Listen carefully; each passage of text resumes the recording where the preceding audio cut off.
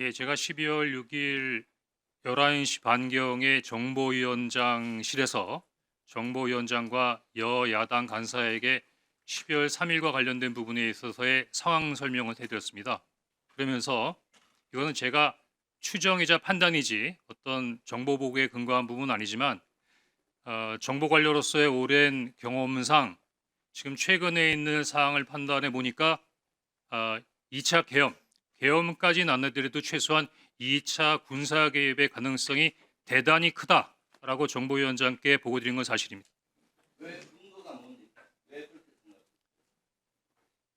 주관적이라고 말씀하실 수 있겠지만 첫 번째는 대통령의 의지십니다. 제가 그 비상계엄 이후에 여러 가지 부분에 있어서의 움직임을 볼 때 대통령께서는 비상계엄이 잘못됐다 또는 국민에게 사과해야 될 부분이다 또 의지를 꺾지 않고 계시다는 부분들이 여러 가지 부분으로 느낄 수 있었습니다. 두 번째는 그 다음날 김영현 국방장관을 경질합니다. 아마 경질할 수 있는 상황이라고 생각되는데 제가 깜짝 놀란 것은 김영현 장관이 경질된 다음에 그 다음 신임 국방부 장관을 추가 임명하기 위해서 노미네이션 하는데 제가 그때 제 판단으로는 김영현 장관이 뒤로 물러났지만 영향력이 사라진 것은 아니구나. 왜? 김영현 장관의 추천에 의해서 그 후임 국방장관이 추천됐다고 생각하기 때문입니다. 또 하나는 저는 경질했지 않습니까? 안 하겠다 그랬더니. 그런데 당시 방첩, 특전, 수방 관련된 부분 모든 당시 계엄국의 순회는 멀쩡했습니다.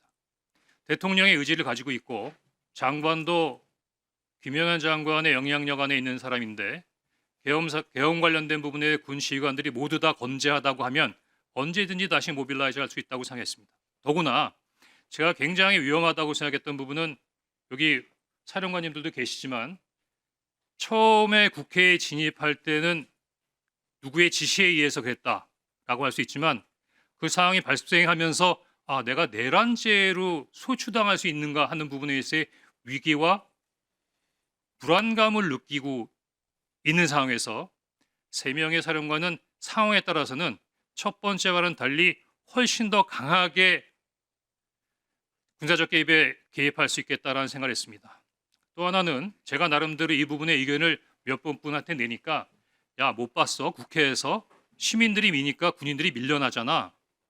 그거는 그렇지 않습니다. 제가 군 출신이라서 그런데 군사의 무력이라고 하는 것은 더구나 군중이라고 하는 것은 상황에 따라서 크게 변합니다. 더구나 첫 번째 국회에 들어가서 그렇게 실패했는데 두 번째 만약에 군사 개입을 한다면 똑같이 국회에 사람들을 몰려와서 할까요?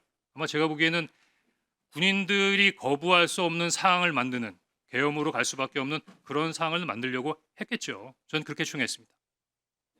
네, 제가 이어서 좀 잠깐 계십시오, 홍 차장님. 홍 차장님은 군 출신이지만 국정원에 얼마나 계셨습니까? 92년부터 근무했으니까 약 30년 네, 근무했습니다. 군 출신이지만은 거의 국정원 직원이나 진배 없네요.